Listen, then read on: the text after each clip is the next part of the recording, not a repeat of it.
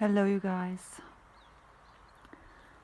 This is intense times. I just did a reading. I was kind of getting the word urgency within the whole collective,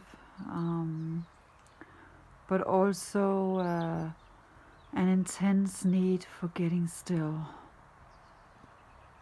So I invite you to soak in the sun, get still, take care, stay strong wherever you are,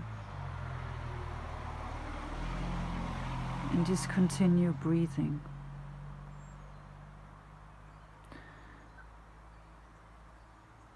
The sun will continue to rise and set every day. That's a given.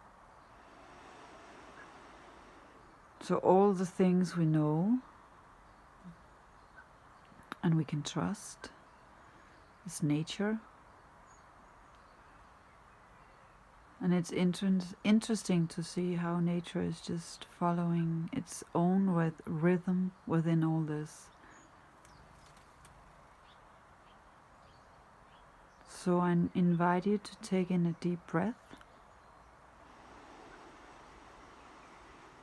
with me right now.